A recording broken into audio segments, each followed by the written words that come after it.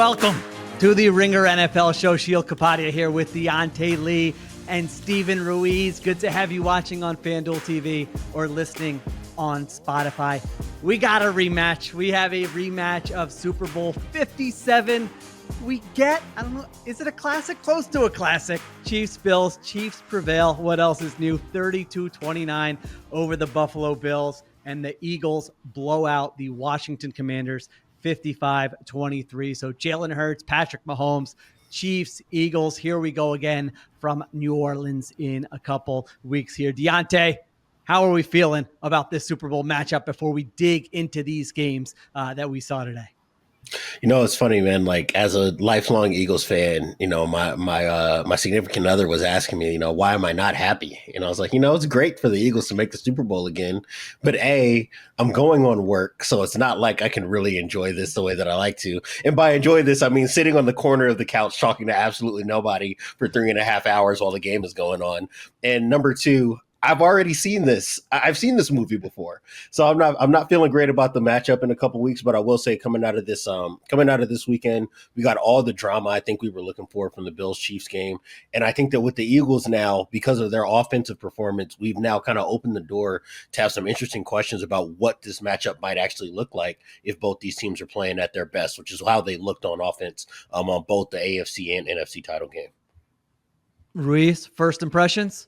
Oh, I'm excited. I'm excited because we got this like offensive machine on one side in Philadelphia where it's almost too talented to fail. I think today we saw like the best version of it that we've seen all season long. It was kind of the version that you expected to see when they hired Kellen Moore. But now that we have this offense kind of humming along, and then you have Steve Spagnuolo, like one of the greatest defensive game planners in the history of the NFL playoffs, and he gets 2 weeks to prepare for it. Like, to me, that side of the ball is so fascinating to me. And then on the other side of the ball, you have Vic Fangio going up against the greatest quarterback of all time, potentially. So I know it's a boring matchup. I know people are tired of seeing the Chiefs. They're probably getting tired of seeing the Eagles in these big games, but it's probably the two best teams in the league all year long, and two teams, at least record-wise, and we've been reluctant to give these teams their flowers. But if you've been tracking by the standings all year long, we've kind of been heading towards this matchup. No doubt about it. I think the defensive coordinators really make it interesting with Spags on one side and Fangio on the other side. We'll be talking so much more about that. Chiefs are 1.5-point favorites according to FanDuel right now as we look ahead to that game in 2 weeks. But let's get to these games from Sunday. I feel like I just need to start by saying, I'm sorry, Buffalo. I'm sorry it happened to you again. Buffalo, I really thought it was going to be different this year. We talked about it a few weeks ago. I said, I feel like Lamar or Josh Allen is going to break through. And I feel like if you're a Bills fan, you're going to look at some opportunities in this game. Now, you could say that about any close game, a lot of these games that the Bills have played against the Chiefs in recent years. But offensively, a couple opportunities in the second half. Defensively, you just really struggled throughout. Ruiz, when you look at this from a Bills perspective, and you obviously giving the Chiefs the credit that they deserve for coming through every single time in this spot, where do you look at first? Like when you look at how the Chiefs won this game or how the Bills lost this game? I mean, if you're stepping back and looking at the big picture view, like, oh, we haven't gotten over this hump. Are we ever going to get over this hump? I know it's hard. It's hard especially after these two last games where you feel like you played them even and just kind of lost by fractions of a point per drive too. I think they lost this one, but it was 3.2 points per drive for the Chiefs and 3.2 for the Bills in this one, which was similar to last year. So like it hurts even more, but I don't know what you do. I think you just got to keep pushing. You just got to keep pushing. You just got to keep tinkering and adding and trying to get into a spot where you can defend these guys. I feel like they have gotten to that point. It's just been two unlucky breaks over the last two playoffs where they haven't been able to get over the hump, but they're there. I mean, they're good enough. It's a coin flip games back-to-back years, and they just happen to lose the coin flip. Maybe next year it comes up tails or heads or whatever you call it. Yeah, it comes down to me to like a few instances we got to talk about. And let's start with the Bills offense here, Diante, because fourth quarter, 22-21, they try for the I don't even know what you call it. Is it just called the push sneak or whatever with Josh Allen? The officials rule it. One official rules it a first down. The other official rules it not a first down. They review it. Bills come up short right there, turnover on downs. Chiefs go right down the field and score a touchdown. That's one. And then Ruiz already mentioned Spags, man. He's just adding these calls and these games and these plays to his resume. 4th and 5. I really thought we were at least getting, a tie game. And then you see if Mahomes gets the ball one more time or if it goes to overtime. And I thought the Bills had a chance to win it there. It's 4th and 5. He dials up a blitz, gets home. I thought Josh Allen made an incredible play given the circumstances just to launch that ball downfield. Dawson Knox cannot come down with it. So I can throw you all these stats about, well, the Bills did, X, Y, and Z offensively, and they played a good offensive game. And it's true, but you're also facing Patrick Mahomes. And I thought those two plays specifically are the ones that Bills fans are going to be talking about next 24 hours, 48 hours, 6 months, 10 years, whatever it may be. 1000%. And I think maybe the worst part of it, the most painful part of it for Bills fans is that they were the right decision in both situations and they were good calls in both situations. I would say, especially that last 4th down where they got blitzed and Josh Allen just basically kind of had to chuck the ball up. Even in that situation, when they gave you the over the head view, you saw Dalton Kincaid break wide open.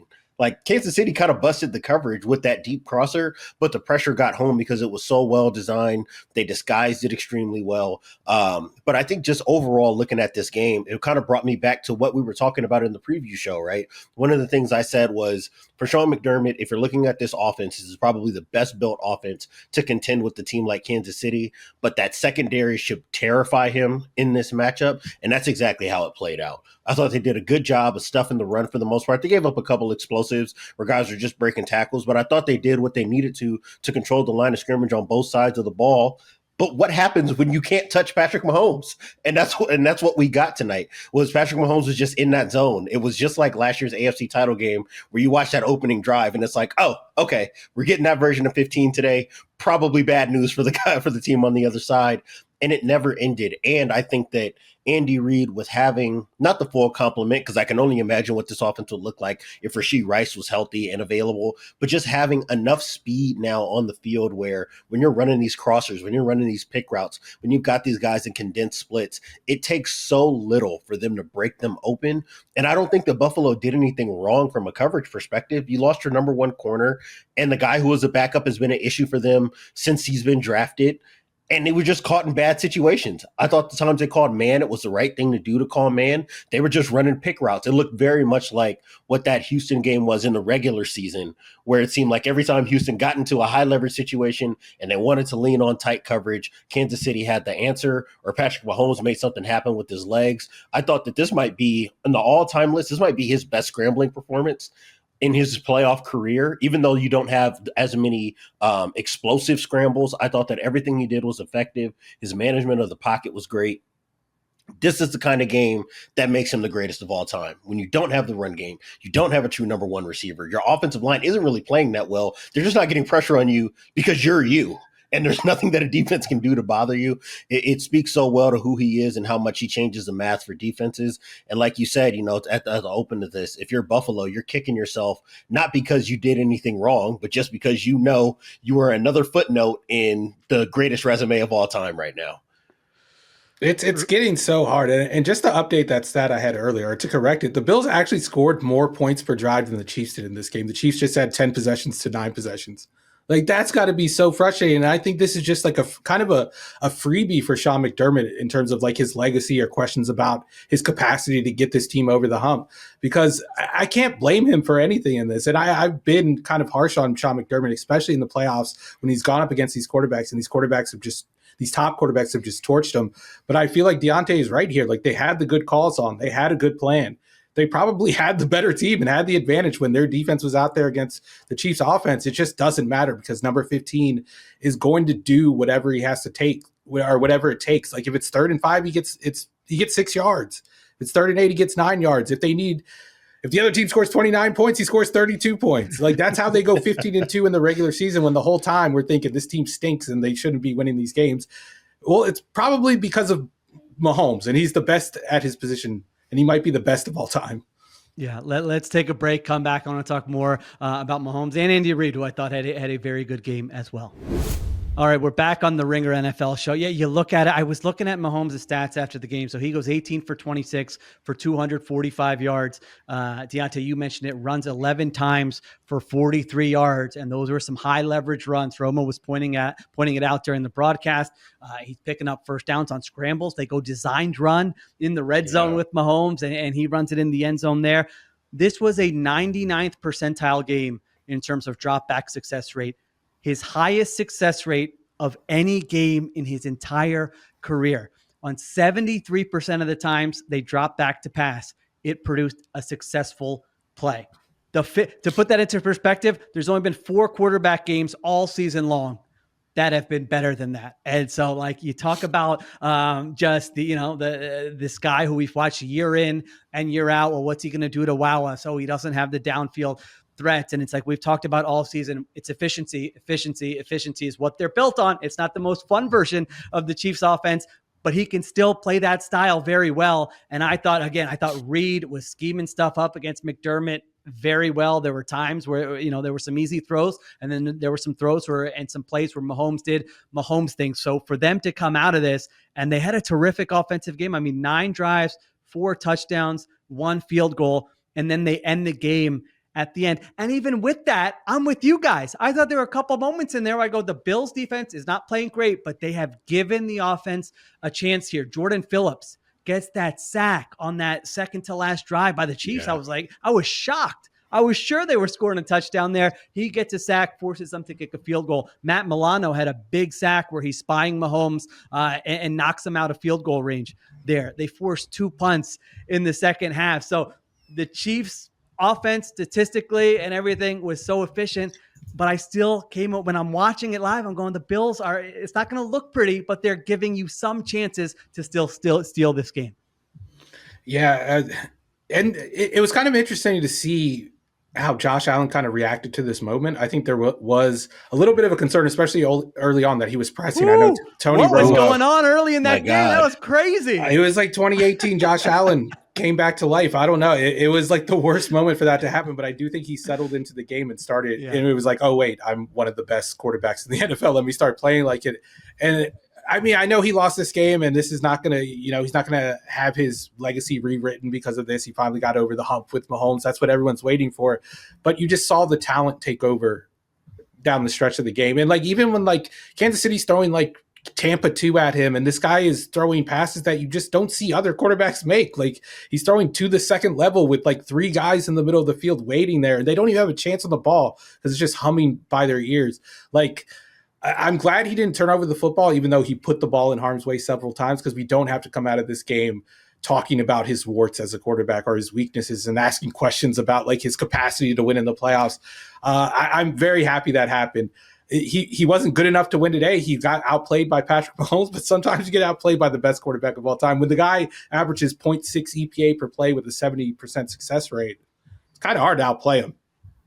I was kind of floored by the start of this game. Yeah, I was so floored by the start of this game. But I think, like Steven said, where we ultimately landed once he was in a groove, I think explains a little bit of why we saw him look the way he looked early in the game. You could tell this wasn't like last year's divisional game where it was like, all right, we're just going to get the ball out your hand quickly, play it very safe. Let's just maintain possession. They clearly walked into this game like, if we're going to get to the Super Bowl, we're going to earn it by being aggressive. We're putting the ball in your hands. If you like a throw, take your chance. And that paid off later on in the game. They were able to get the ball downfield to Mac Hollins a couple of times. I thought that, him pushing the ball downfield now opens up space for him to work the ball underneath to Khalil Shakir, who I thought had a pretty productive day today. I think the only thing they were really missing offensively was the fact that you didn't see them get those ball-winning reps like they got in the regular season when they played this team from Amari Cooper, from Keon Coleman, when they were trying to take one-on-one chances against tight coverage on the outside. And I think that's okay because they've built an offensive infrastructure now where when that's not there, it doesn't break the continuity of this offense. Like you said, Steven, I mean, there's really nothing to say. This is like an A- game from Buffalo. The only difference between an A- and A+ is that Patrick Mahomes was Patrick Mahomes today. And he had the ball one more time than your quarterback did. I will say, though, the thing that was interesting to me was just I think the insistence on going for the sneaks on fourth downs. I thought every fourth down decision they made was wise.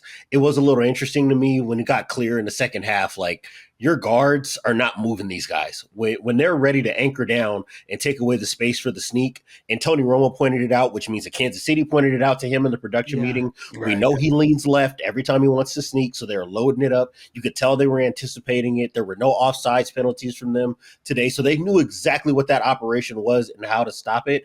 Again, this speaks volumes to Spagnuolo. This speaks volumes about Kansas City's defense, understanding the moment and how to rise to the occasion in these games. But at the end of the day, for Buffalo, what else are you going to do? Nobody else in the NFL stops this play. It just so happened to be in the conference championship game, the one team who you could never get over the hump against, you still cannot get that winning edge the way you do against the 31 other teams in the NFL. But that's what this defense does. That's what this coaching staff does, especially on the defensive side, especially with Spagnuolo making the game plan. It's like they take away these edges that you find, which is another reason why I'm excited about this Eagles game. Because guess what? This concept, this defense against this play is going to apply to that matchup as well. And I mean, Spagnuolo is such a weapon for them, and it's so easy to discount it during the regular season because you're not really locked into the game plans. Like week to week, you can have a game plan that's good, but you're not really like, oh, I put my heart and soul into it because it's a playoff game. If we lose this, we're going home. Like you get a better effort game planning wise from these guys in the playoffs. It's more focused. It's more concentrated. They have more data to work with, more film to work with. It's when you see the best of these coaches with Spagnuolo, Belichick is probably the best defensive mind of all time. He was a defensive coordinator with just as many impressive game plans as him. But under Belichick, it's Spagnuolo. And I don't even think there's an argument at this point, especially if he pulls off this Super Bowl in 2 weeks. I was just thinking that when Diante's describing that during the production meeting, they probably said something. It's like, all right, that's one thing. But I'm sure other coordinators this season have had the same read on it, but what are you going to do about it? The guy's a monster. It's an unstoppable play. And they came up with something to make it difficult. The one where he flies over the top and fumbles. I mean, when you're making them do that on their go-to play, that's already a victory. Not only the one where what did you think on the one where he got stopped? Did you feel strongly that I thought he got it. I didn't feel like 100% about it, but watching live, I thought initially that he got it. It was just so hard with the replay, and those replays are always misleading because they don't have the right angle. I feel like you need a pylon cam in every situation. I don't know. Maybe we can get that somehow. I mean, they do have chips in the ball they can track them, but listen, this is just a startup league, Ruiz. I don't think they have the resources to be be able to figure out that. Give them, they can't 10, even 20, do grass. We got to give them time. They can't even do natural grass. But my favorite headline coming into the weekend was that the NFL is considering expanding their expedited replay. What conversation does there even need to be had here? It's 100% better. I will say, and I was saying this pre-show, I'm glad that the game played out the way it did, and it was a high-quality game, so we don't have to spend time on the officiating. This is my one critique, and I've noticed this sometimes in high-leverage situations from officials. They kind of took the coward's way out with that sneak, where they didn't make a clear declaration before they said they were going to review. And I was like, usually when that happens, it kind of leans defense because you're not going to be able to locate the ball. And that ultimately was the issue. Yeah, I think he got it as well. But I think that the margins were so tight. If you didn't see any Brown poking out ahead of the line to gain, they were probably not going to give it to him unless they had already made that call. So I kind of figured that they went with the safest decision, which is we can't see the ball. It's not clear. Let's just say he didn't convert it and change possessions there. Yeah, but as for the other one, the one where he goes diving over and fumbles, we've been talking about how the Bills have set up their offense so Josh Allen doesn't have to play Superman. It's kind of fitting that the Chiefs kind of forced him to be Superman on that play, to fly through the air, and he fumbled the ball. But that's just what Spags does, man. He makes you play left-handed. And sometimes he takes away your left hand too, and you just have to figure out another way to play. I would give him credit for doing that. I feel like in more subtle ways, they took away some of the RPO stuff, the cheap, easy passes on first down that we've been celebrating the Bills for all season long. They didn't really have that in this game. And I thought that just made Josh Allen's degree of difficulty a little bit higher in this one. And that was enough to make the difference. He didn't shut down Josh Allen, but you're never going to shut down Josh Allen. And if you have Mahomes playing like he did, if you just contain him a little bit, then that's enough to get you back to the Super Bowl. Yeah, I think enough is such a great word. And I think Spags, that describes the Chiefs. It's the whole team, Yeah, they kind of all know what is going to be enough? What do we need to do in this specific moment? I love that Spags just goes for it in those moments. He doesn't turtle. Like if he's on the fence about what he's going to do, he's going to go for it. He calls that blitz he called. He fooled Romo. Like if you go back and listen to the call, Romo's like, "Oh, they're coming. Oh no, they're not coming. Oh wait, they are coming." And he's like watching it with nothing else on his mind. He would have cooked Romo in that situation too. Romo would have added another ugly moment to his playoff resume on that one. We could tell from the booth commentary. I'll give Spags credit there. When you're confusing the broadcaster, a former quarterback was watching that at the time. How's the quarterback supposed to figure that out? Right. I mean, again, I was still amazed that he even got that ball downfield. I was just standing up with like my jaw dropped. I'm like, wait a minute, is he going to complete that pass? Oh, so close. Enough is the key word. Bills 87th percentile game in terms of EPA per drive, their offense. I'm not even going to repeat the numbers I gave on the preview pod from what they did last year. Bills fans are like, wait, what? We didn't realize our offense was that efficient last year. I would have rather gotten a stinker in this game. I would have rather gotten blown out. This is so much worse, especially 2 weeks in a row. But back to the Spags thing. We need assistant coaches in the Hall of Fame because Spags needs to be a Hall of Famer. I'm sorry. If we're making Eli Manning a Hall of Famer, and we probably are, then Steve Spagnuolo deserves to be in the Hall of Fame because he got Eli that first Super Bowl ring. I agree. Is that a thing that they can't be in the Hall of Fame, or they just haven't been? It's just not precedent. I mean, I'm sure there's no rule against it. Yeah, he's got to be. He's absolutely has to be with the resume he's put together. If you go by the old, can you tell the story of the NFL of the last 20 years without this guy? The answer is a resounding no. I mean, the key moments with some of these huge Super Bowl victories. All right, before we move on, obviously Chiefs, incredible. Reed, Mahomes, Juju Smith-Schuster out here making plays, Spags, Chris Jones. I mean, you name it. Let's close the book on the Bills. Like, I'm with you guys. It's not like, it's not a huge overhaul or anything, but I do look at the roster and I'm like, you got the offensive line, you got the back, you got the quarterback. Elsewhere, I do think there's plenty of room to upgrade the talent. I think you're right about the secondary. I think certainly the pass catchers were enough, but it wouldn't help to upgrade that unit either. Amari Cooper didn't really give them, I think, what they were hoping he would give them in this spot. So that's where my eyes go. It's going to be another long off season where they try to figure it out once again. And I think they've tried to address the secondary in the past, maybe haven't necessarily hit, but I think that's a spot where you just have to be better there.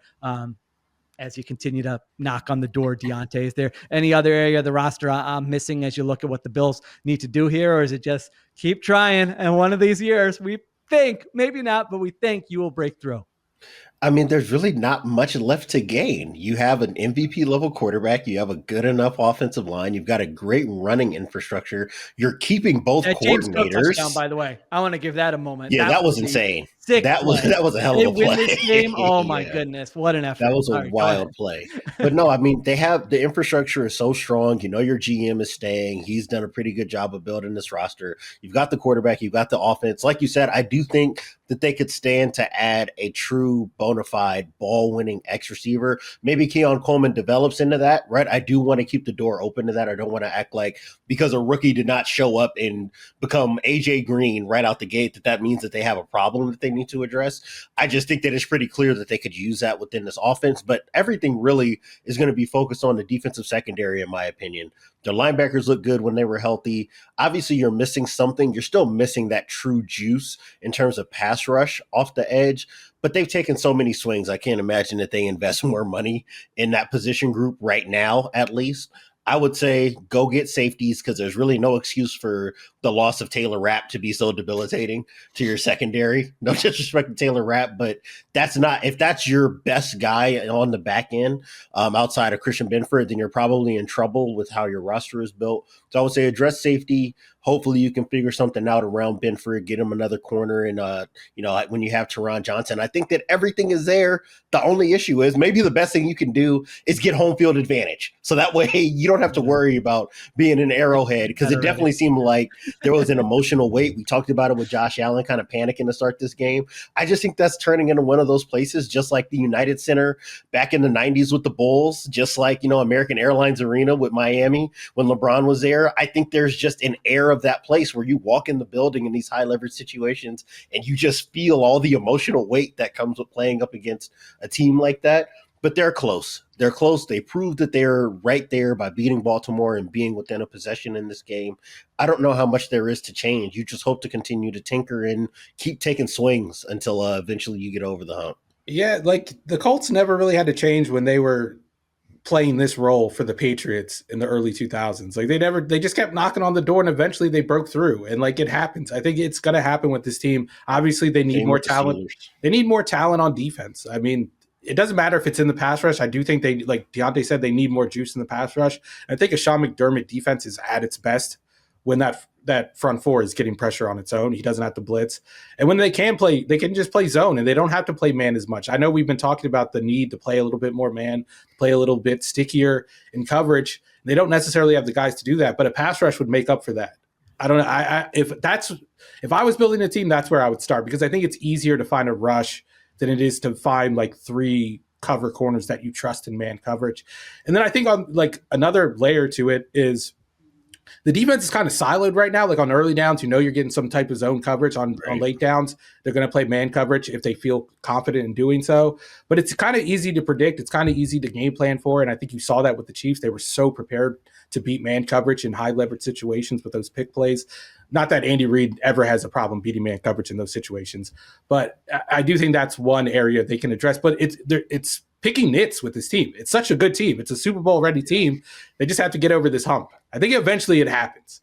Yeah, I'm with you. Pass rush, not that I'm not going to be the dumb person who say, well, the way to beat Patrick. No, I'm not stupid like that. I've watched enough, but that is something that could potentially help you if you have a matchup. I mean, they paid that big contract to Von Miller. They've used so many draft picks up front and everyone's been kind of like, okay, it's not like they're drafting bust left. They've been useful players, but they don't have that guy who you're circling, on a Monday or Tuesday being like, we need a plan for this guy or he's going to wreck the game. I'm not saying that's easy to find. They've tried to find that, but keep taking swings at those types of players. That certainly could help. The thing that does complicate it is that it's not like the Peyton Manning Colts where all we have is New England to worry about. Like Baltimore is that like third variable that kind of like makes it tough because you have to build to beat the Chiefs. But guess what? You have to also stop Lamar Jackson and Derrick Henry, who are unique challenges, totally different from what Patrick Mahomes brings to the table. So it's kind of tough to be caught in between those two matchups for them. Just take the best players. That's why I brought up the Steelers because it's like it's more like the late aughts version of the Patriots dynasty where it's like, okay, Baltimore exists.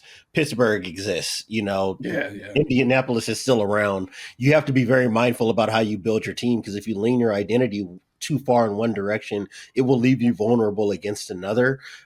It's going to be so interesting to me to see where they feel like they can tip the scale in their favor because there's not a lot you can do. And to Steven's point, you're not going to change your identity here because what you've been doing has been working.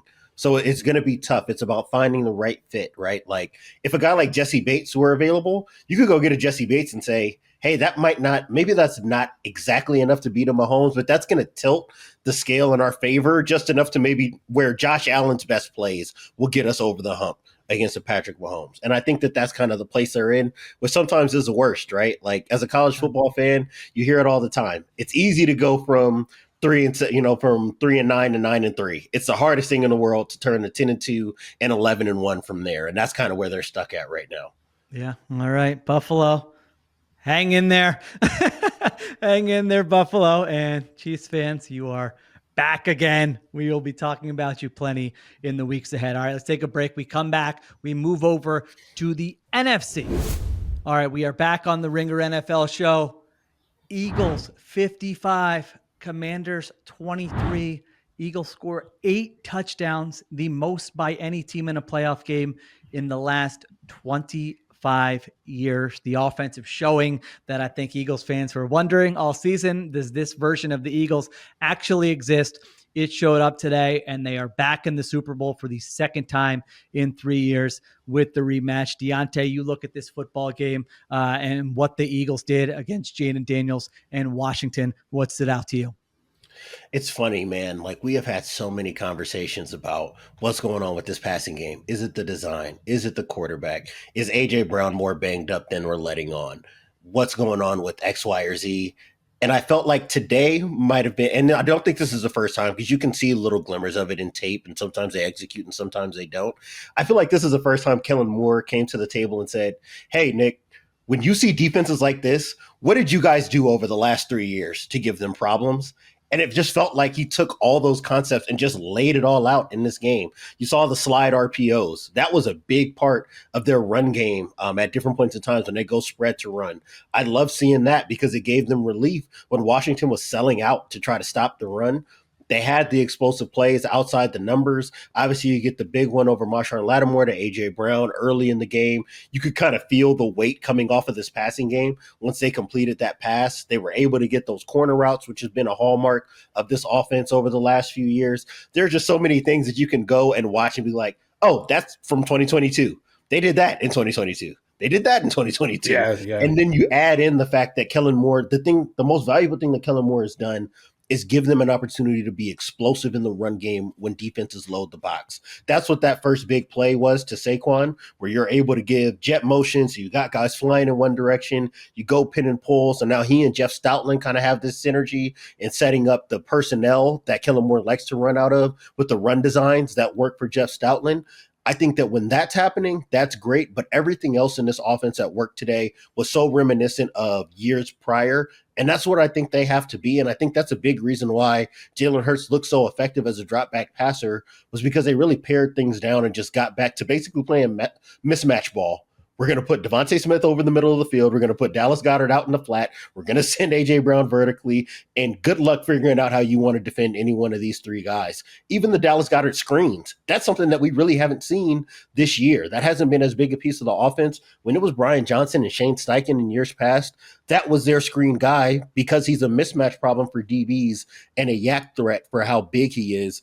I love to see all the layers that they kind of added in. It almost looked like they were the Chiefs that got the 23-day break going into the playoffs where they were able to reassess and get back to some of the things that have worked for them over the years. It's really encouraging, not just for Jalen Hurts, but I think that the bigger picture is when a team plays like Washington does and they're loading up the line of scrimmage and trying to take away the run game, you can just get back to easy things that punish defenses. And that's what it's going to have to be if they're going to have any chance to get over the hump here and win the Super Bowl in a couple of weeks. Yeah, I like you use the word layers. Like that's what I felt like. This was the most layered performance for the Philadelphia Eagles offense that we've seen all season long. And I felt like the left side of the offensive line kind of being banged up almost helped that because you saw them kind of find different levers to pull on early downs instead of just like, let's just call inside zone and we have, the best interior line and we're just going to push them off the ball and get 8 yards per pop. That didn't happen in this game. Like you saw like the outside runs, you saw the jet sweeps to Devontae Smith. I think there were a couple of those. There was like tight end handoffs. There was the screens to Goddard. There were a lot of the concepts that, like you said, you saw in 2022. It seemed like they especially against the pass game, is like, let's take our cover one game plan and our Tampa 2 game plan, smash those together, and let's just call those plays over and over and over again. It was the most confident you saw Jalen Hurts in months, the most decisive you've seen him. I know he took a couple of sacks and a couple of times where he could have checked the ball down, but for the most part, this was the most decisive he's been since 2022, when I thought he was a better quarterback than he was last year or this year, without a doubt, which is kind of counterintuitive. You would think a quarterback gets better as he develops. This is the first time he's looked like 2022 Jalen Hurts in a long time. And we don't know because like we've seen this offense kind of break out, against the Steelers. There's probably other teams against the Bengals, I think was another one. And then a week later, they look like the same old Eagles offense from earlier in the year. So I don't know what that's going to look like in 2 weeks time, but it's the best possible sign going into this matchup. It finally looks like the offense you wanted with Kellen Moore joining the staff and kind of adding different elements to the offense. Even when they have a good game, they got to get a little weird. This is from Jeff McClain of the Inquirer. Eagles quarterback Jalen Hurts on head coach Nick Sirianni. Quote, I think he finally let me out of my straitjacket. End quote. As asked later to clarify, Hurts passed, but seemed he was referencing offensive constraints on him since the bye week. But I'm with you. It's actually fitting because they're going into a rematch against the team they played in the Super Bowl in 2022. And this offense looked like you watch that Super Bowl against the Chiefs and you thought, all right, they can build on this. Is, Jalen Hurts has this in him. He doesn't have to carry the entire offense, but he absolutely can be an efficient quarterback. You add that with the run game, with the offensive line. This should be a top 5 offense. it wasn't a top 5 offense this year. You look at DVOA or whatever you want to look at, it was 11th, 12th, 13th. In this game, he goes 20 for 28 for 246 yards, accounts for 4 touchdowns when you take the rushing into it. Like Ruiz said, takes 2 sacks, no turnovers, hasn't turned the football over in the playoffs. This was a 95th percentile game for a quarterback this season based on EPA per pass play. And for their offense, this is their best offensive performance since Super Bowl 52 against the Patriots. So it has been a weird team. Like, I was ready if they won this game. I had my takes ready. Like, this is just a bizarro team. This is a throwback team that's going to run the football, and their offensive line is going to dominate, and they're going to win with defense. And, it's kind of like one of those old great college teams from 15, 20 years ago where you're like, I'm not sure about the passing game, but it might not actually matter. But then in this game, the way that game starts was so telling. The Commanders 18 play drive where they take like half the quarter off the clock, but I don't think they had a gain over 7 yards. Everything felt tough, but they're converting 4th downs, 3rd downs. Eagles get the ball. First play, Saquon Barkley, 60-yard touchdown. All right, Commanders, you're back on the field. Like that kind of spoke to a little bit of the mismatch, Diante, that there was just from like a talent perspective, the Jimmy's and Joe's perspective in this matchup. 1000%. I thought that was evident, from that first drive. Really in the first half, right? Because Philadelphia was moving the ball without problem. It was just at the time of possessions and the number of plays were all out of whack because Philadelphia was hitting big plays. And then obviously the turnover margin became a factor after that opening drive for Washington. And I think that we probably would have been having this conversation about Washington a week ago if Jared Goff doesn't wet the bed with all the interceptions, right? Like, because it looked worse last week for Washington's front up against Detroit's offensive line, who was healthy and whole, and they're just a different kind of beast in terms of under center run game against the Washington defense that probably is a little bit better built to deal with an offense like Philadelphia's, where you get more spread out, more zone read, where they can kind of bring guys from different angles and use stunts and twists to try to get guys through. I think that for Philadelphia, you needed to see that they could run the ball like this when your starting center has a bad back and didn't play for the entire first half, and that his backup, or what would have been the starting left guard, and Landon Dickerson, who takes his place, has to leave the game at halftime. And you see Tyler Steen is able to step into the game, and he did have some issues. I think that this offensive line in general throughout the postseason has kind of had some uncharacteristic issues, dealing with pass rushers, dealing with stunts and twists. But they were prepared. You could kind of hear on the TV copy where, somebody's tapping Jordan Mailata, or Jordan Mailata's tapping a guy like, hey, they're about to run that game. They're about to run that twist, or here's what's coming. Saquon Barkley is, in Jalen Hurts' ear trying to tell him not to check out of certain runs. And I think that, to me, that kind of speaks to this offense understanding its identity. And just like last week, when you see those big runs against the Rams, they know when they've got a team that just can't hang with them in the phone booth. And when they're able to get into that mode and mash you, what it does to set up the rest of this offense, that's what you wanted to see. I think that not only is it true what Steven and I were saying about them borrowing from different parts of this offense that have existed over the years, this is how you utilize the gravity that Saquon Barkley has as a runner. When you know the defenses have to sell out to take him away, this is how you make the most out of your passing offense around him. It doesn't always have to be under center play action. It can be RPOs. It can be quick passes. It can be screen game. It can be taking those one-on-one shots.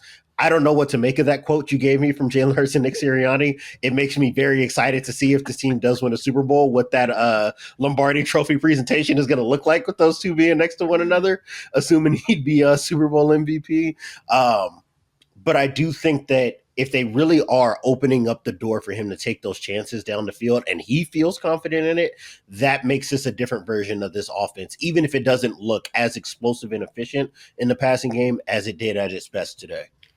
It's kind of hard to take that comment seriously because we've been watching the film and there are opportunities downfield that he's just not taking unless, like, I don't know, he's being instructed not to throw those. I sincerely doubt that. Just seems like he's been told, don't turn over the football, and he took that to heart a little bit too much over the course of the season. Yeah, I think Jalen's got a little bit of petty. I think he's got a little bit of extremist in him. And I think that if you told a competitor like him, hey, don't turn the ball over, he might be the type to say, oh, okay, well, you told me not to throw the ball. I saw a guy over there. I'm not throwing the ball. I can see that, especially given what we heard about where their relationship might have been ahead of training camp going into this season. Should we talk about the tush push, the palpably unfair act Yeah, let's take a break. Let's take a break. We come back. We can talk about that because I had never seen that before. We'll talk about that, and we'll talk about where the Commanders go from here after sort of their dream season comes to an end. All right, we are back on the Ringer NFL show. All right, Ruiz. So that was a brotherly shove down by the goal line. Frankie Luvu is flying across the line of scrimmage a couple times. I didn't know this was a rule. I knew it was a rule that you could get the more significant penalty, but then when they said that if you do it again, we can just award the team the touchdown. I had no idea that that was even a thing. What did you make of that sequence? Yeah, like I had heard of it because in 2016, the 49ers intentionally held the Saints like on a play before the half. And like after that happened, I'm assuming Sean Payton complained to the league because like days later, the league kind of reinforced the palpably unfair act rule. And like we're like, if teams are using strategic penalties, I don't think Washington was doing it on purpose. I think they were just trying to time the snap and realized, hey, if we get called for a penalty, we lose what? 12 inches. We don't really lose that much around the goal line and they can't get an automatic first down. But teams have kind of weaponized that loophole by, holding to waste clock out so a team can't, go for a touchdown at the end of the half. So the league did adjust the rule because of that incident in 2016. Just another example of Chip Kelly kind of helping the Eagles down the line because Chip Kelly was the coach of that 49ers team. There you go. Yeah. A little history there. That was and I do think, the Commanders were talking coming into the game that, we're going to get some hits on Jalen Hurts. That is another way to get a little smack on him, Diante, as you leap over the line of scrimmage there as well. Yeah, I was kind of rooting for Washington to just continue to take the offsides. Honestly, if I were a player, even if Dan Quinn had said no more offsides, just let them run the play, I don't want 900 combined pounds rolling me up if I play like 3 technique or if I'm a nose tackle in these touch push situations. I'll just jump, take the points. I'll save my body. Our season's probably over anyways at that stage. Cam Jurgens having to run those plays over and over again with the bad back. Oh my gosh, I can't imagine. Yeah, I was just imagining what Jason Kelsey was thinking watching this play. Like, man, I got out exactly when I was supposed to get out, and this probably sped up my clock by about a season or so, taking all this contact from the front end. It's kind of funny because Madden, the video game, had to build in like a deterrent for this, because if you play a game, like I was playing a game like a couple weeks ago and I was beating the guy, I was kneeling on the clock. I was being honorable. I didn't want to run up the score, kneeling on the clock. And the guy kept running out of like offsides, so the game would never end. But like in those games, if you do it like 3 times, they just kick you out of the game. They call it excessive grieving. So like the NFL, I feel like took a cue from Madden and was like, all right, this is a viable strategy. There you go. Yeah, it'll be interesting to see. Yeah, did the Chiefs actually come up with a solution to like this play like that? There's gonna be a lot of film clips cut this week. Like, what did they do against Josh Allen? Can they do it against Jalen Hurts? But just to circle back to what you guys said in the beginning, I think Fangio at this point in his career being like, I get Mahomes in the Super Bowl with a roster I really like, can I cook something up to add something else to my resume? And then to your point, Ruiz, Spags is just, like, the Eagles are the ultimate Monday night, like, your defensive coordinator. What's your plan? Saquon, AJ Brown, Devontae Smith, Hurts in the run game, their offensive line, Dallas Goedert. Like, all right, what are you going to do? So I think that those will be the storylines that build up here over the next 2 weeks. All right. Let's flip it to the Commanders. Commanders have a great season, exceed all expectations, but Ruiz's point earlier is a good one, that sometimes you have a great season and you don't build on that great season the next season. Success is not linear. We saw that with CJ Stroud this season. So I think this is the most fun type of season when you have low expectations, your team comes out of nowhere, goes on a run, has a phenomenal rookie quarterback, and you're all excited. Diante, when you look at this Commanders team, do you feel good that they'll just add a little bit more and they're going to be like in the mix as a true NFC contender next season? Or how do you kind of view their next season, the next few seasons here for them?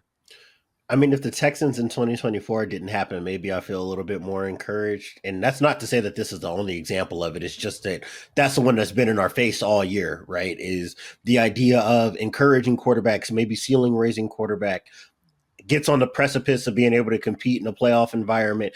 We see even more results with Washington, right? Because they win a couple of playoff games. It is easy to assume that you're just able to spin this right around, and in 2025, you'll be in contention for the division again, and then being able to make another playoff run. There are still a lot of holes in this roster that they've got to address. The Dan Quinn defense over time, everywhere he has been, for as much as I love and respect the style of play that he tries to employ, usually goes in the wrong direction after it peaks. And I would say that this is probably about as close to maximizing their defensive personnel as they could have asked for this year. And Stevens has said it about players, and the same thing exists for coaches. For Cliff Kingsbury, this is a do it again thing. Like, awesome that you didn't crater in December and January this year. I want to see that again. I need to see you add something else to Jaden Daniels, because it was hard watching this game, not feeling like this entire playoff run has just been so reliant on Jaden Daniels to kind of solve problems for them. And especially today, when Philadelphia, you could tell they were selling out to make sure they didn't give up anything in the run game and that they trusted that they could get home with 4. Now your receivers aren't separating against these tight, matchy type of coverages.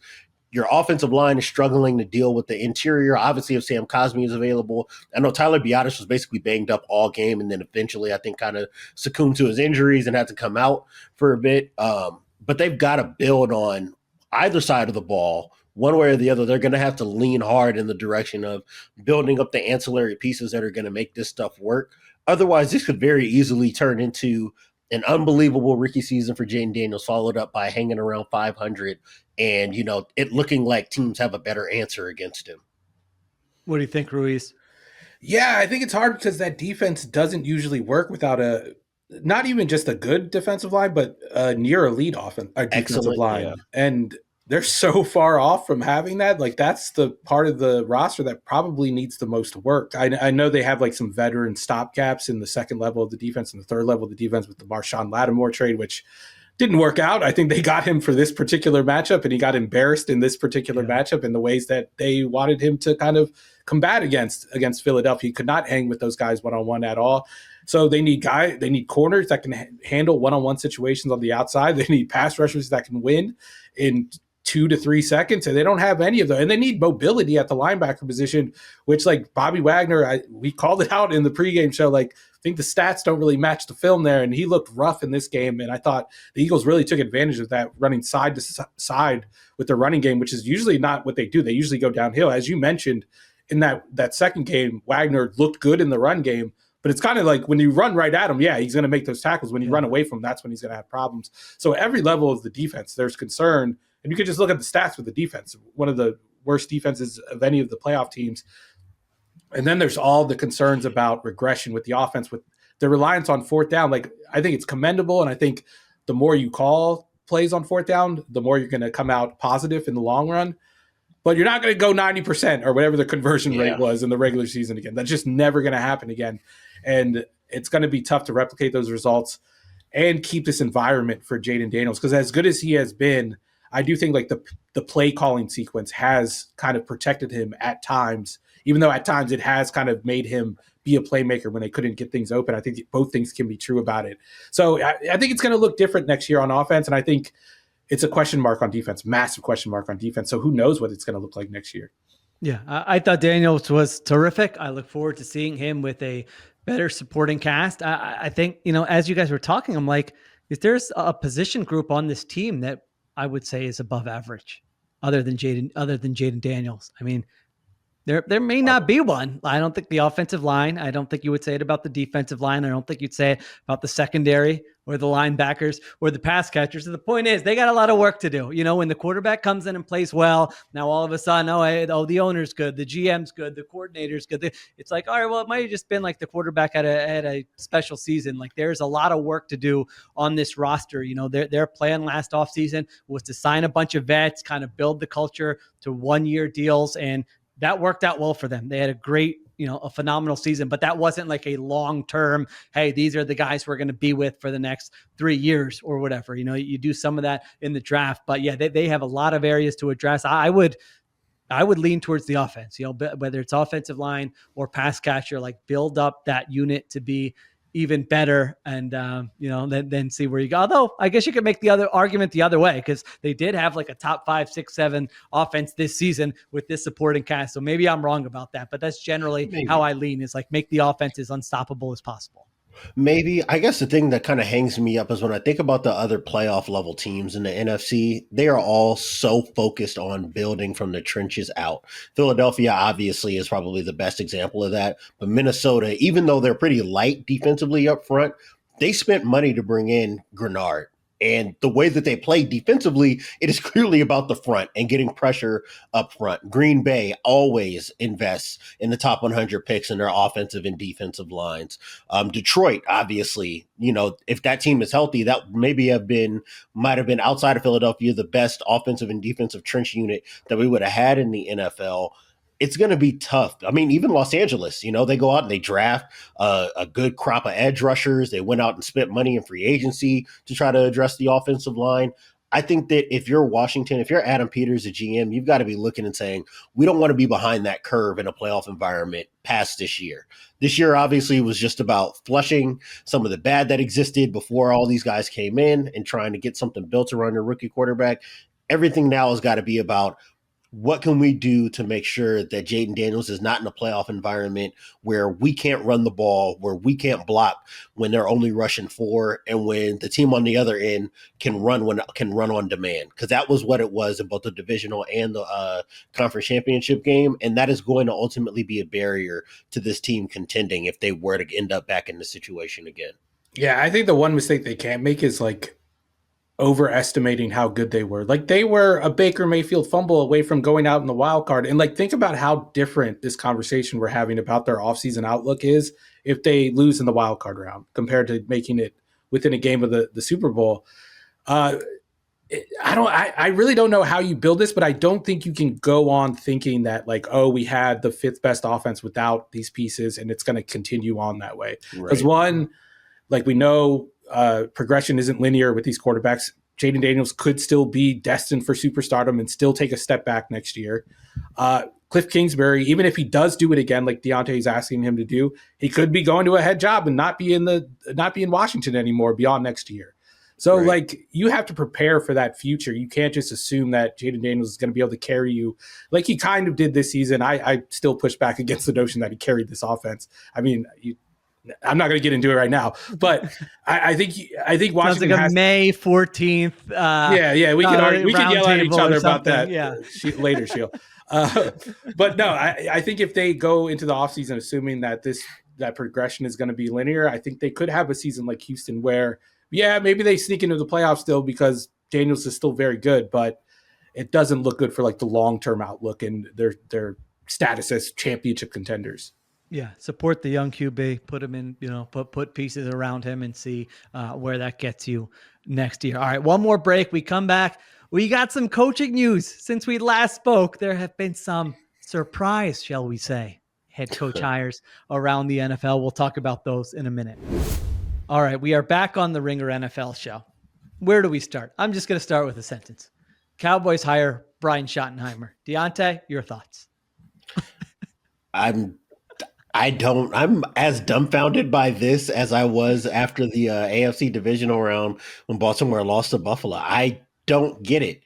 Well, I guess I do understand it because this may be the most predictable thing that Jerry Jones could have done, which is the same thing he did with Jason Garrett, however many years ago, where it's just like, oh, okay, guys who's already in the building, who will kind of let me be Jerry Jones and isn't going to, come, saber rattling if we don't go, and like aggressively attack free agency or readdress something with our roster. He's going to kind of let us do our Jones family thing and just coach the team and be relatively unassuming. From that perspective, yes, this is very Cowboys. From the perspective of, this is one of the only jobs where you have a proven all-pro at his peak level quarterback that had an opening. And you have maybe the best defensive player in the NFL on the other side of the ball. Like, you guys have invested a lot of money in the offensive and defensive lines. There's a lot here. Receiver. Exactly. Yeah. There's a lot here where if it wasn't for Jerry Jones, people would have been falling over themselves to have this job. Why would Ben Johnson not want this job? other than, the fact that you're going to have to deal with the Jones family and kind of the volatility and uncertainty that comes with dealing with that ownership group. I don't know. I can't wrap my mind around it. And I think maybe the worst part about it, and the thing that most reflects the way that I'm feeling right now, was Jerry Jones's like backhanded compliment of all backhanded compliments, where he calls his new head coaching hire, hey, they used to call you a career assistant. Basically said like you were never in, you were only as good as your father's name allowed you to be to hang around the league, but that's no more. I've made you a head coach now, as though that's some crowning achievement. That I don't think that's the framing that the Schottenheimer family was looking for when he was named head coach. It's funny how this league works, because Mike McCarthy is responsible indirectly for Schottenheimer having this job, when Marty Schottenheimer is the one that gave Mike McCarthy his first NFL job. That's just a coincidence, I'm sure. Just how things tend to work out in the NFL coaching cycle.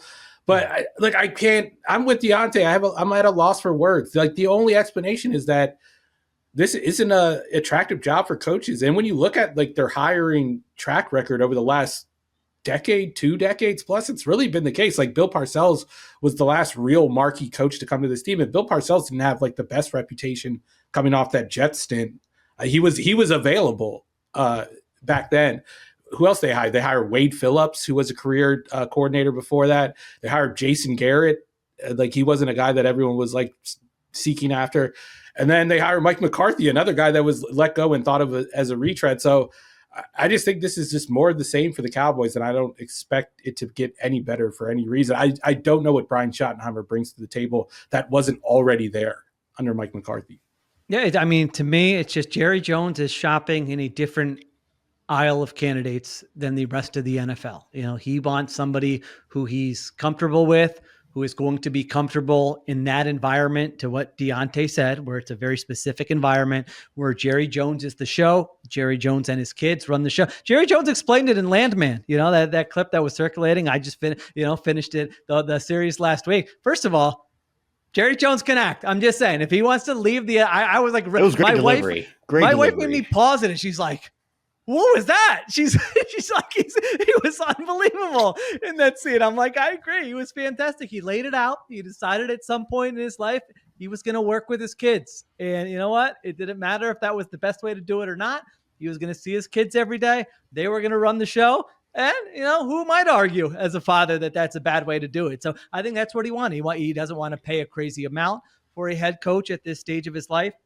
And he wants someone who he's comfortable with. And Brian Schottenheimer just fits in that exact mold of those coaches that you guys just mentioned. So that's it. If you're a Cowboys fan, I'm sure it's very disheartening where you're seeing these other organizations actually try and prioritize winning. They might fail. Like, Ben Johnson might stink, but at least if you're a Bears fan, you're like, all right, I understand. Like, we're taking a swing. He has upside. This could really work out. You really can't make that argument with Brian Schottenheimer. Not at all. All due respect to Brian Schottenheimer. Might be a nice guy, but I don't think anyone's making that argument that this is going to be the guy to get you over the hump for the first time in 30 years. I saw on Twitter some Cowboys, I don't know if he was a fan, a blogger or something, but he was like, this is the darkest day in Cowboys history. And I was like, oh, come on, that's an exaggeration. Get a grip. But the more I thought of it, I was like, holy shit, he's right. This is one of the darkest days in Cowboys franchise history, because that's just I don't know where they're going with this hire. I don't think they're going anywhere with it. I really think it's just a placeholder and I don't even know what it's for, what they're holding the place for. Can I give my one contrarian take? I mean, are we sure he can't be as good of a head coach as Mike McCarthy? I know Mike McCarthy has a much longer resume and track record. Right, I was going to say, if I'm not talking about resume, you're just talking about like this Cowboy, year. If I was like next Cowboy year, stint versus his Cowboy. Yeah, I think so. I mean, I don't view this team any differently now. Yeah, I don't view them any differently now under Schottenheimer than I would have under McCarthy. They're not winning 12 games. I'm saying that. We're contenders either way. So, all right, let me sit on that take for 6 months and then come back to. By the way, speaking of McCarthy. What I thought every organization was going to have a bidding war. What has Mike McCarthy been hired by anybody? You fell for that grift again? Maybe you are Jerry Jones. He's the only one that fell for it last time, and you're falling for it. No one who would be excited to hire. I'm not falling for. I'm making fun of Mike. I'm saying Mike McCarthy is the best PR of any coach in the last 30 years. I thought you fell for the PR. No, I'm sorry. No, I didn't. Trust me, I did not fall for it. I just remember, if he lets Mike McCarthy out of this contract, watch out. You think Guy's gonna have his choice. You think PFF's going to pick up the phone if he calls again? He's like, guys, Maybe. I need you guys again. No, that ship has sailed. All right, so that's the Cowboys. Maybe the biggest surprise of the entire cycle, honestly, to me, is Raiders hire Pete Carroll. I did not think we would see Pete Carroll on the NFL sidelines. Again, listen, I have a soft spot for Pete Carroll. I think the NFL is more fun with Pete Carroll in it than not in it. I love that he's, in his 70s and he shows no signs of slowing down and has all this energy. And I don't think this is the most inspired hire for the Raiders, because if you're them, you probably want, somebody who's an up and comer, because you're not ready to win right now. At the same time, it gives them at least competency, a high floor of competency here. If you're a player, go move to Vegas and play for the Raiders and play for Pete Carroll. I could think of worse ways to spend my career. So those are some of my all over the place thoughts on Pete Carroll. Ruiz, what were you going to say about it?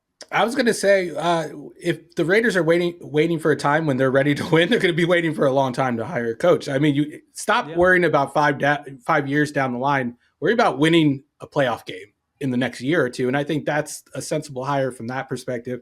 I think it's similar to the hire of the Chargers bringing in Jim Harbaugh. And we saw what that did for that program. I just think bringing in an adult head coach makes sense. And I know people are going to push back against the age, but you're talking about a front office that's being influenced by Tom Brady. And you're not going to convince Tom Brady that some guy is too old to do something just because you've never seen another coach do it. I think that kind of gave Pete Carroll an in that he wouldn't get with other teams. I really think that was a factor in this. Diante, what was your reaction?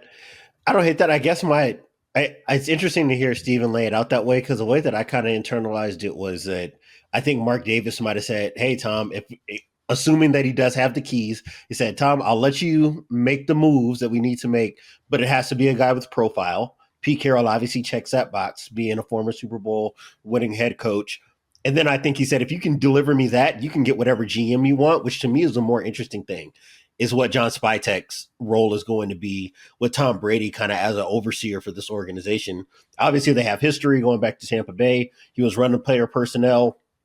He was assisting with player personnel at that point in time when he was there.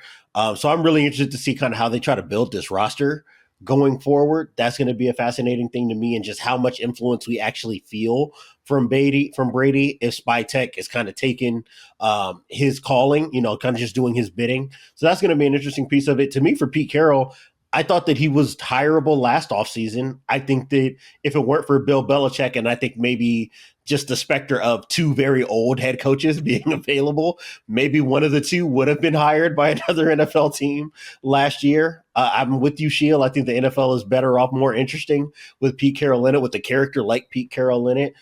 And I wouldn't be shocked. Maybe it doesn't have to be playoff games for them. I wouldn't be shocked if it looks significantly more competent in the coming years under Pete Carroll than it has prior to. A frisky competitive team. Yeah. 1,000%. I mean, and he lives for this. And the best part about this is I get more Harbaugh Carroll handshakes because they're going to see each other twice a year now. I need the Raiders to get as good as possible, as fast as possible, so we can get more weird exchanges between these two, because we haven't had it in a little bit. I'm curious to see how Carroll fills out his staff too. I feel there was that thought that he just stuck with his defensive system. He actually tried different things and tried to evolve. He took some swings. Yeah, and he said at one point, I've been arrogant about how I want to play defense, and he tried to bring in Sean Desai, who was under Vic Fan, and nothing worked. The defense was mediocre every single year. But I think he did try, and I think, like you said, he'll view this as I think he knows he's not getting another shot after this. What's his final chapter going to look like? I think he thinks about those things. So I'm interested to see who he brings in for his staff, and can he get Geno in Vegas? Ruiz is also something I'm interested in. That would be fun to see. He got his offensive coordinator plucked from the Cowboys already, though. No Schottenheimer. Where's he going to go now? That's true. Yeah, he'll have to. I love that, Sheil. I love the optimism, Sheil. I just hope you're ready for, in a week, seeing Darrell Bevell and Gus Bradley are back under the umbrella with Pete Carroll, and they're running this whole thing back again. Darrell Bevell, I don't know. He's been on Miami staff. He's been with Mike McDaniel. Maybe we get a new Darrell Bevell. And those Seattle offenses under Bevell, they got a bad rap. They were pretty good. Ruiz, it's taken until January 26th, but we agree on one of these. I'm with you. Bevel wasn't that bad. Yeah, Bevel I finally did got some Sheil. good. All right, there you go. All right, last one. Maybe the funniest story in the NFL: Jaguars reverse course and hire Liam Cohen. I mean, the funniest part of this to me, and you guys can chime in, it's just like, I like Liam Cohen. I think he did a good job this year. It's Liam Cohen. I mean, my God, what the this is what pushed them over the top to get rid of Trent Baalke, hand him the keys. We'll pay you Ben Johnson money. Maybe it'll work out. I don't know. I'm skeptical, especially when you consider under this ownership group over the last, whatever it is, 13 years, they had the fewest wins in the entire NFL. So yes, if anybody didn't follow this, Liam Cohen pulled out of the Jaguars job, said, I don't want it. Looked like he was going back to Tampa. Tampa offered him, I think, to make him the highest paid offensive coordinator in the NFL.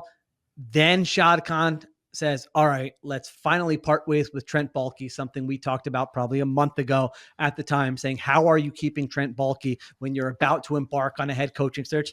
He was the only one, maybe, who didn't realize that could be a deterrent to head coaching options out there. So then he decides to reverse course, gets rid of Baalke, calls Cohen. Bucks are trying to Bucks told any reporter who was calling, listen, Cohen is not returning our calls. We cannot get into code red. We cannot get in touch with Liam Cohen. He sneaks over to Jacksonville, signs the contract, and now Liam Cohen is going to be the Jaguars head coach. Also, now those are the funny parts. Then there was some very off-putting parts about how they ducked the Rooney Rule in all this, as well as part of the reason why they made him kind of sneak over there, because they wanted to still, I believe, bring in Patrick Graham for an interview. In person. So, yeah. Give me a break. That's a joke too. So you're a clown franchise. You're a disaster. This is unlikely to succeed unless Liam Cohen is the next Bill Walsh. All right, Diante, that's my take on it.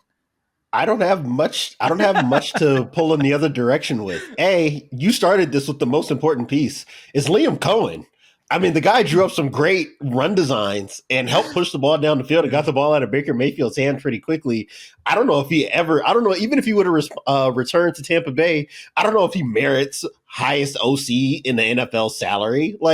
He's cool. He does some things I like. I don't know if he's worth all this.